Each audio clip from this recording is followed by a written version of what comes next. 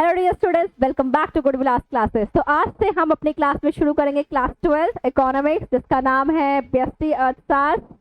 इसका मतलब होता है माइक्रो इकोनॉमिक्स, ठीक है। बट यहाँ क्लास शुरू करने से पहले आपको ये जानना बहुत बहुत ज़रूरी है कि हम क्लास में क्या क्या पढ़ रहे हैं और हमारे इकोनॉमिक्स को हमने 2 पार्ट्स में या कितने पार्ट्स में बांटा है, अगर बांटा है तो क्यों बांटा है, ये जानना भी ज़रूरी है, ठीक है। सबसे पहले हम शुरू करने वाले हैं चैप्टर नंबर 1, जिसमें आपको बेसिक इंट्रोडक्शन बताया जाएगा कि इकोनॉमिक्स को कितने पार्ट से बांटा गया, इकोनॉमिक्स में क्या है, हम क्यों पढ़ते हैं, हमें इसकी ज़रूरत क्या है, मतलब क्यों पढ़ रही है, वो भी हम इस चीज़ में चैप्टर में देखेंगे, ठीक है। तो सबसे पहले शुरू करते हैं और जानने की कोशिश करते हैं कि इकोनॉमिक्स जो है उसको हमने 2 पार्ट्स में बांटा हुआ है। तो सबसे पहले हमारा जो इकोनॉमिक्स है वो है माइक्रो और मैक्रो, जिसको बोलते हैं व्यष्टि और समष्टि, ठीक है। तो इस चैप्टर में हम जो है वो आज पढ़ने वाले हैं माइक्रो इकोनॉमिक्स के बारे में। माइक्रो का मतलब क्या होता है? छोटा, ठीक है। तो उसके बारे में हम पढ़ेंगे। तो शुरू करते हैं। मेरा आपसे ये सवाल है कि जब हम सुबह, मान लो कि आप सुबह सुबह उठे हैं, तो आपने ब्रश किया, नहाने गया, फ्रेश हुए, फिर आप अपना बैग उठा करके कोचिंग आए, तो उस दौरान हमने बहुत सारी चीज़ों का उपयोग किया, ठीक है। तो जब हम जिन चीज़ों का उपयोग करते हैं तो हमें ऐसा लगता है कि ठीक है, आज का मेरा पूरा दिन कंप्लीट हो गया, मुझे किसी चीज़ की ज़रूरत नहीं है। ऐसा हमें आपको लगता है? मुझे तो नहीं लगता है। मुझे लगता है कि मुझे, अगर मेरे पास 10 कपड़े हैं तो मुझे लगता है कि मुझे और कपड़ों की ज़रूरत है, या फिर मैं और कुछ, अगर मैं आज खाना खा रही हूँ सुबह में, तो मुझे लगता है कि शाम में मुझे कुछ और खाना चाहिए। तो इसका मतलब हम ये समझ आता है कि हमारी जो ज़रूरतें हैं वो कहीं ना कहीं बहुत ज़्यादा है, और जिसको पूरा करने के लिए हम बोलते हैं कि काश मेरे पास ये ड्रेस होता या फिर ये कपड़ा होता, ऐसा कुछ होता तो मैं ये पहन पाती।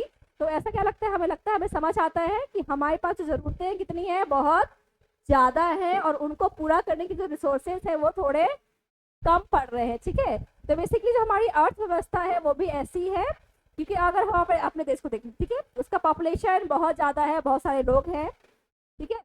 लेकिन हर इंसान के पास क्या सेम लिविंग स्टैंडर्ड है? हर इंसान सेम तरीके से अपना जीवन जी रहा है? नहीं। कोई गरीब है, कोई अमीर है, किसी के पास बहुत पैसा है, किसी के पास पैसा ही नहीं है, तो कहीं ना कहीं कमी दिखती है।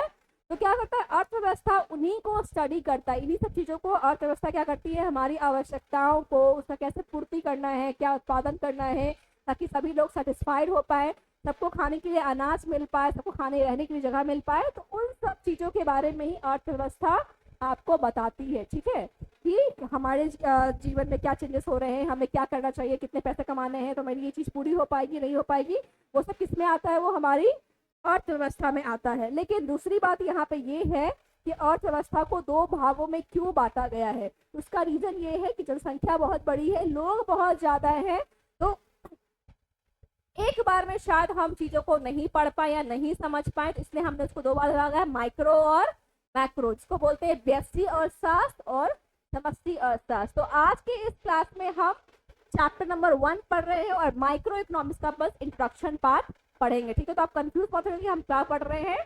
तो हमारा क्या है? व्यष्टि अर्थशास्त्र, जिसको बोलते हैं माइक्रो इकोनॉमिक्स, हम पढ़ने वाले हैं। सबसे पहले हमें ये जानना जरूरी है कि सामान्य अर्थव्यवस्था क्या होती है, ठीक है। मतलब कि क्या उत्पादन, प्रोडक्शन चल रहा है, क्या उपभोग मतलब कंजप्शन क्या हो रहा है, लोग क्या खाना खा रहे हैं, कैसे खा रहे हैं, उन सब के बारे में, ठीक है। तो पहले देख लीजिए, यहाँ पर लिखा हुआ है कि अर्थव्यवस्था एक ऐसा सिस्टम है जिसके जरिए लोग अपनी आजीविका, आजीविका का मतलब यहाँ पे क्या होता है? लाइवलीहुड, जीवन जीने, सुबह से लेकर के रात तक में सोने से पहले हमने क्या क्या किया, वो हमारे किस में आता है? हमारी आजीविका का। होता है ना कि हम अपना, अरे अब अगर मुझे कपड़े पहनने हैं, खाना खाना है, पैसे चाहिए, तो हम कुछ ना कुछ तो काम करेंगे ही ना। तो क्या हो गया? हमारी आजीविका का स्रोत हो गया, ठीक है, जिसकी वजह से क्या होता है कि हम अपनी जरूरतों को पूरा कर पाते हैं, ठीक है। अर्थव्यवस्था में कुछ क्रियाएं होती है जिनको करके हम अपनी जरूरतों को पूरा कर सकते हैं। तो वो क्रियाएं क्या क्या है? तो सबसे पहले आपका क्या है?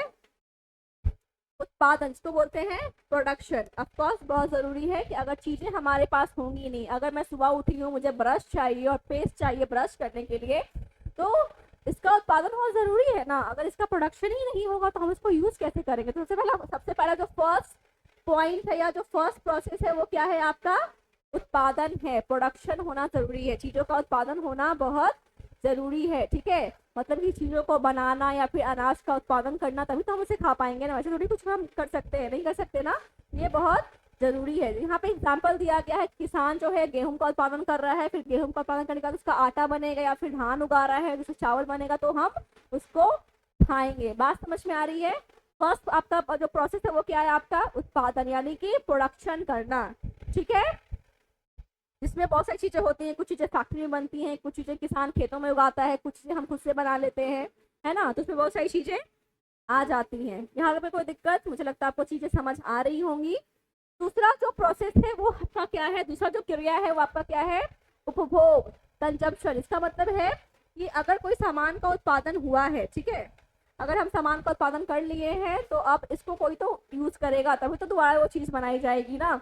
मान लो कि अगर आप मॉल गए, आपने वहां से एक साल में जनवरी में आपने 4 कपड़े खरीद लिए, ठीक है, तो हमने उसको पूरा साल पहना फिटा कि वो शायद खराब हो रहा है, तो अब क्या करेंगे, हम दोबारा से उस कपड़े की डिमांड करेंगे, तो वहाँ उत्पादन होगा तभी तो हमारे पास आएगा, और हम इसका उपभोग करेंगे तभी तो फिर वो दोबारा चीज बनेगी ना। अगर वो चीज मेरे पास पड़ी ही रह जाएगी, उसका कोई उत्पादन ही क्यों प्रोडक्शन करेंगे, हम क्यों उस चीज को खरीदेंगे या फिर क्यों बनाएंगे जब उसको बिक ही नहीं रहा है वो, ठीक है। बात समझ में आ रही है यहाँ पे? तो आइए थोड़ा वो का मतलब समझ लेते हैं कि बनी हुई चीजों और सेवाओं को अपनी जरूरत पूरी करने के लिए उसका इस्तेमाल करना, उसको बोलते हैं उपभोग करना, ठीक है। मम्मी ने घर में 10 रोटियां बनाई है, सबने खा लिया, तो क्या हो गया, उसका उपभोग हो गया, ठीक है, खत्म हो गया वो चीज, कंजप्शन कर लिया हमने। जैसे कि एग्जाम्पल यहाँ पे देख लीजिए कि बाजार से ब्रेड खरीद कर खाए हैं या लाइक, तो वो भी हमने उसका पैसा दिया, हमने ब्रेड खाया तो मेरी भूख खत्म हो गई। या फिर ऐसा नहीं कि हमेशा बस खाने पीने की चीजें ही है, मान लीजिए कि हमने एक पार्क में घूमने चले गए तो वो भी कहीं ना कहीं कुछ कंजम्पशन ही हुआ, या फिर हम मूवी जाके हमने देख लिया सिनेमा हॉल में, तो वो भी काइंड ऑफ कंजम्पशन ही है, ठीक है, क्योंकि हम चीजों को, हमें उससे संतुष्टि मिल रही है, ठीक है। वही यहाँ पे लिखा हुआ है कि चीजों का उपयोग करने से आपको अपनी इच्छा को शांत करने का मौका मिलता है। इच्छा पूरी होती है ना, मैं खुश होती हूँ ना अगर मुझे भूख लगी है और खाना मिल जाए, तो कहीं ना कहीं हम खाना खा के रिलैक्स होते हैं कि ठीक है मेरा पेट भर गया, अब अच्छा लग रहा है, ठीक है। तो भूख करने से क्या होता है, हमारी इच्छाओं की पूर्ति होती है। तीसरा जो क्रिया है वो आपका है उत्पादन का विनिमय, मतलब कि एक्सचेंज ऑफ प्रोडक्ट, ठीक है। इसका मतलब ये होता है कि जो भी वस्तु सेवाएं जो भी बन रही है उसको खरीदना और बेचना, इसका मेन जो एक्सचेंज होता है वो आपके पैसे से होता है। मान लो कि अगर देखो अब किसान है, अनाज उगा रहा है, मान लो वो चावल उगा रहा है, ठीक है, तो पूरा दिन तो वो चावल चावल तो नहीं खाता रहेगा ना, उसको रोटी भी चाहिए, उसको दाल भी चाहिए, कपड़े भी चाहिए, तो वो क्या करेगा कि उस चावल को बेचकर जो पैसा मिलेगा उससे क्या करेगा, बाकी जरूरतों की चीजों को खरीद लेगा। तो जब हम एक चीज का उत्पादन करते हैं फिर उसका विनिमय, उसको मतलब कि बेच के पैसा मिल जाता है या कमा लेते हैं, तो उससे क्या करते हैं, हम दूसरी चीजों का खरीद सकते हैं या फिर उसका उपयोग कर सकते हैं। बात समझ में आ रही है? इसको बोलते हैं उत्पादन का विनिमय। ये भी आपकी हमारी आर्थिक क्रियाओं का बहुत ज्यादा महत्वपूर्ण पार्ट है, इसके बिना भी इकोनॉमी सही नहीं चलेगी, ठीक है। मान लो कि देखो हमने पैसे देकर सब्जी खरीदा, ठीक है, और हम मान लो कि या फिर हम अपनी नौकरी के बदले में सैलरी लेते हैं, अब पैसा मुझे मिल गया तो उससे मैं अपनी जरूरतों की हर एक चीज को खरीद लूंगी, कपड़े खरीद लूंगी, राशन खरीद लूंगी, शॉपिंग कर लेंगे, मेकअप का सामान खरीद लेंगे, है ना, बहुत कुछ कर सकते हैं, ठीक है, लड़कियों के लिए ये चीज। ऑलराइट, आगे बढ़ गए।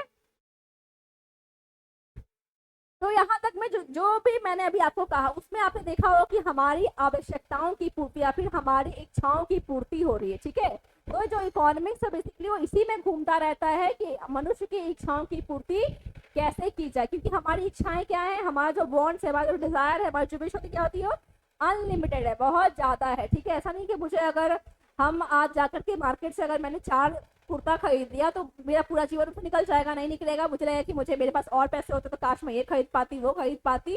तो क्या होता है यहाँ पे, जो हमारी जो इच्छाएं हैं वो क्या है, असीमित है, ठीक है, मतलब इसका कोई लिमिट नहीं है, लिमिटलेस है। बात समझ में आ रही है? इच्छाएं जो है क्या, वो लिमिटलेस है, और इनको पूरा करने के लिए जो साधन है वो क्या है, सीमित साधन है। मतलब कि हमारी जो इच्छाएं हैं उसको पूरा करने के लिए अगर सरल शब्दों में कहा जाए तो हमारे पास पैसे लिमिटेड है, या फिर मतलब कि प्रोडक्शन ही लिमिटेड है, ठीक है। अब एक कट्ठे जमीन पे 10 क्विंटल चावल ही हो पाएगा, फिर हम 50 क्विंटल नहीं उगा सकते हैं, ठीक है। तो क्या है, वो लिमिटेशंस है, ठीक है। तो यहाँ पे क्या कर रहे हैं, यहाँ पे वही कहा जा रहा है कि आवश्यकताओं की पूर्ति करना भी जरूरी है। अब किसी को हम बोलेंगे ठीक है आज खाना नहीं बना, तुम खाना मत खाओ, कपड़े नहीं सूखे तुम कपड़े मत पहनो, हमारे पास एक ही जोड़ी कपड़ा, ऐसा तो नहीं हो पाएगा।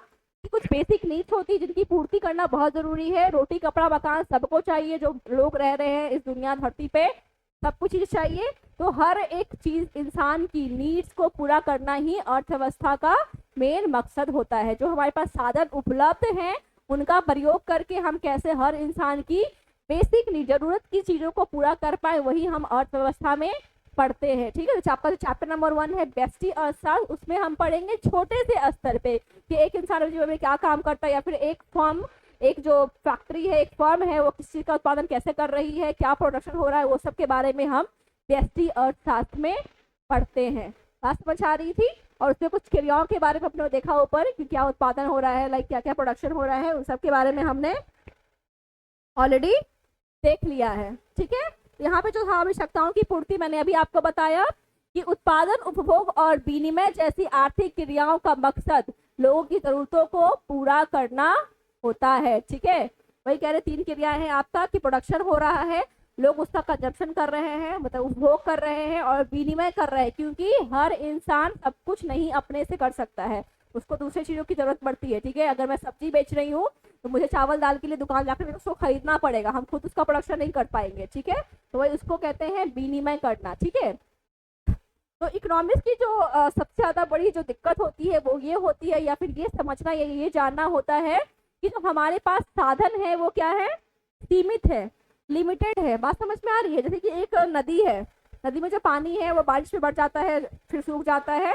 तो और मान लो कि जैसे हाँ, मान लो कि आपके पास जो खेत है, जमीन है, ठीक है, तो उसमें आपका मान लो कि 2 कट्ठा जमीन है, तो आप ज्यादा से ज्यादा 10-20 क्विंटल अनाज, 50 क्विंटल 100 क्विंटल अनाज उस जमीन पे हम नहीं उगा पाएंगे। ठीक है, तो हमारे जो संसाधन है वो क्या है, सीमित है, लिमिटेड है। ठीक है, तो उन्हें पूरा करने के लिए हमारे पास जो संसाधन जैसे कि जमीन हो गया, पैसा हो गया, कच्चा माल, वही रॉ मटेरियल्स हो गए आपके, अगर हमें जो शुगर बनानी, चीनी बनानी है तो गन्ना का उत्पादन करना जरूरी है।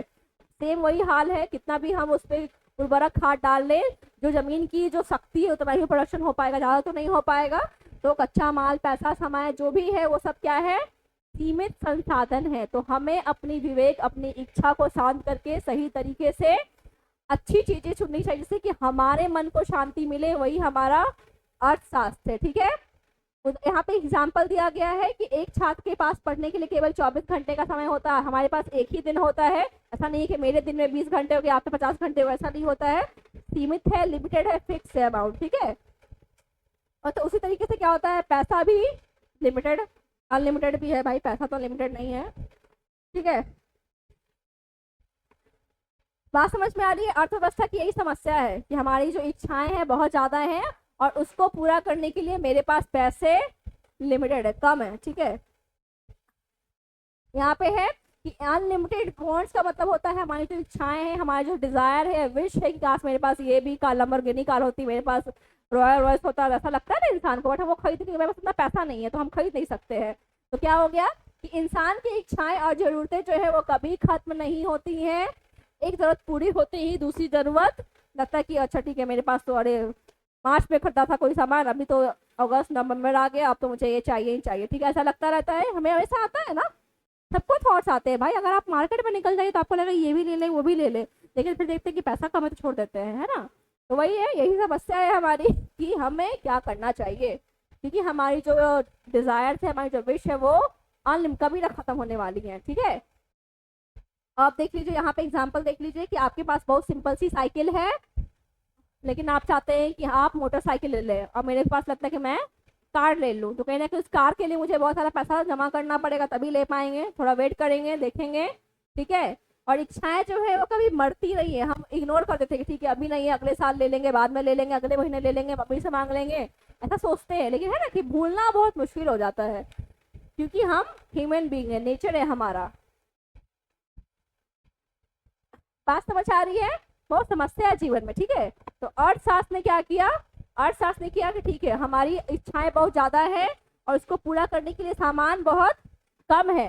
तो अर्थशास्त्र ने क्या किया, जो अब अर्थशास्त्री उन्होंने क्या किया कि अर्थव्यवस्था की केंद्रीय समस्याएं, कि मेजर प्रॉब्लम क्या है अर्थव्यवस्था में, उसको जान लेते हैं, उसको समझ लेते हैं, उसको पढ़ लेते हैं, ठीक है, ताकि शायद हम सॉल्यूशन निकाल पाए कि क्या करना है हमें, ठीक है। तो सबसे पहले क्या है, तो 3 भागों में बांटा गया है। पहला जो भाग है उसमें बताया गया है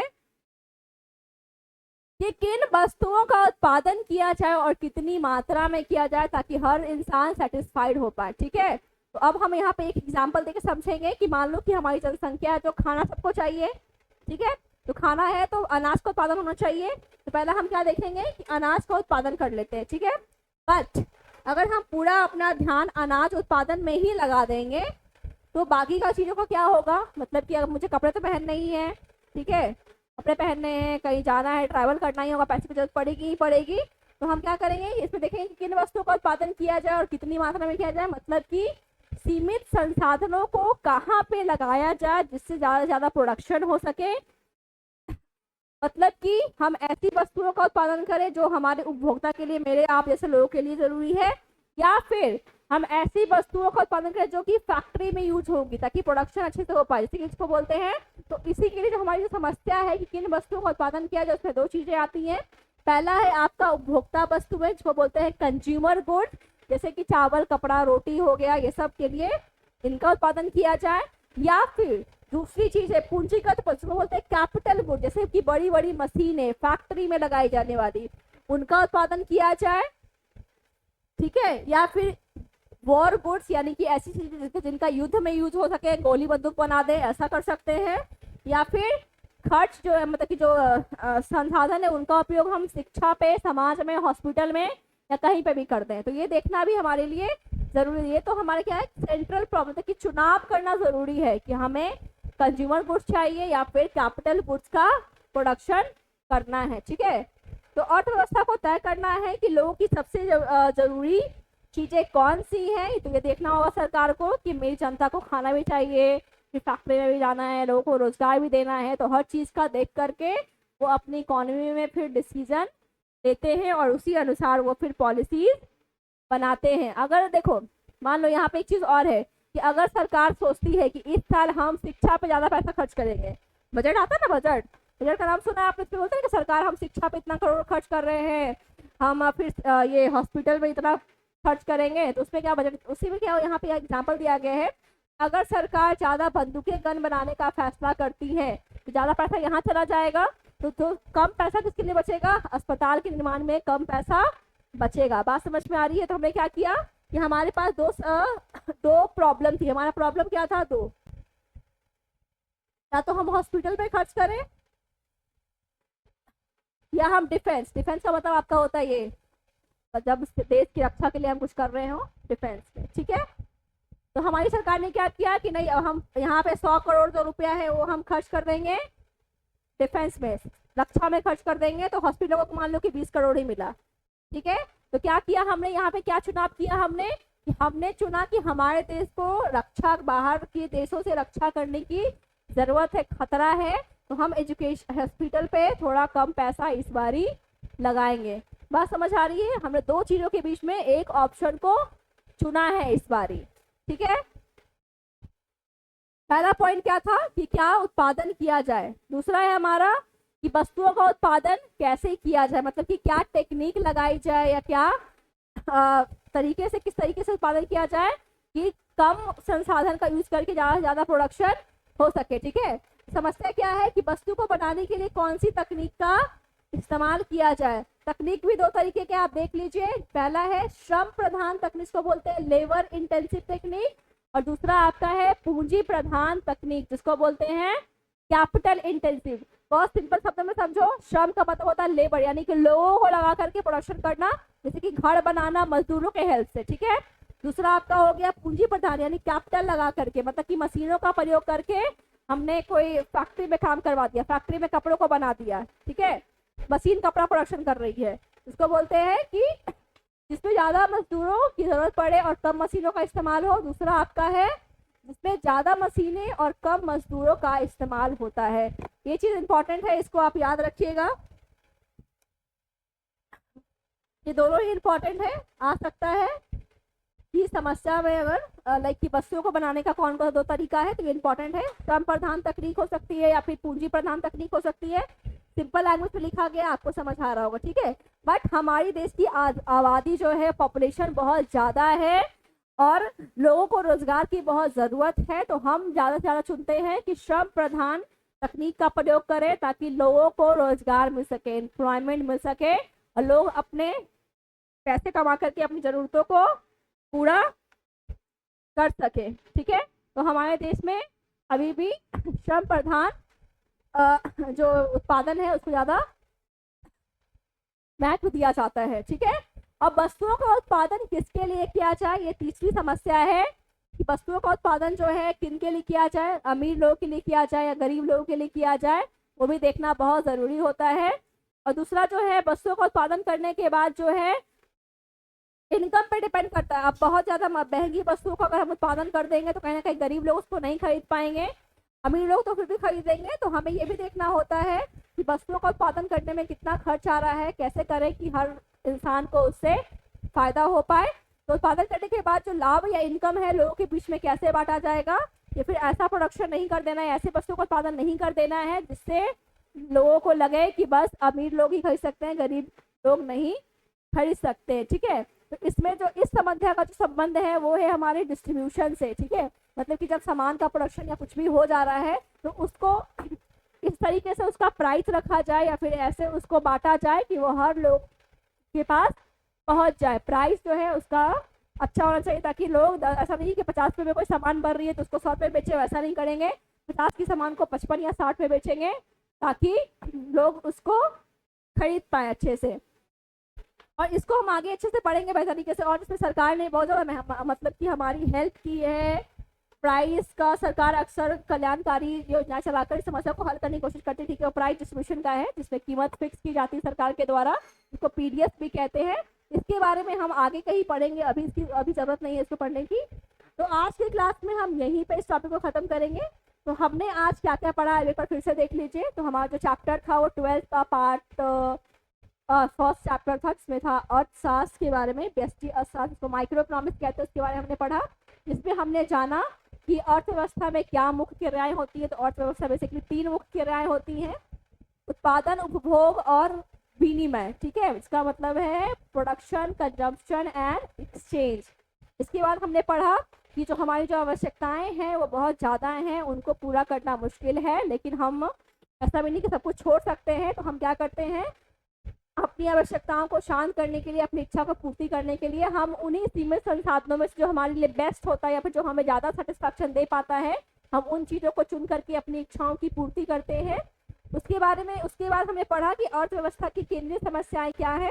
तो अर्थव्यवस्था की जो केंद्रीय समस्याएं वो 3 हैं कि क्या उत्पादन किया जाए, कितनी मात्रा में किया जाए और किसके लिए किया जाए, और उत्पादन हो जाए तो उसको लोगों के बीच में कैसे बांटा जाए। तो कहीं ना कहीं जो हमारी अर्थव्यवस्था है वो इन्हीं 3 चीज़ों पे डिपेंडेंट रहती है कि जितनी भी लोग हैं उनकी इच्छाओं की पूर्ति अच्छी तरीके से हो पाए। इसीलिए सरकार ध्यान देती है कि कैसे चीज़ों का उत्पादन करना है, कैसे लोगों के बीच में बांटना है, किसी को परेशानी या तकलीफ ना हो। तो आई होप आपको ये चीज़ें समझ आई होंगी। आप अगर एक बार बुक जाके पढ़ेंगे तो आपको अच्छे से चीज़ें समझ आएंगी। दूसरी चीज़ यहाँ ये है कि जो पॉइंट्स यहाँ पे आपको दिखाए गए हैं वो बहुत ही सिंपल और अच्छे तरीके से लिखे गए हैं, तो आप अपना आंसर फ्रेम करने के लिए भी इसका यूज़ कर सकते हैं। तो आज की क्लास में इतना ही, मिलते हैं नेक्स्ट क्लास में। Take care.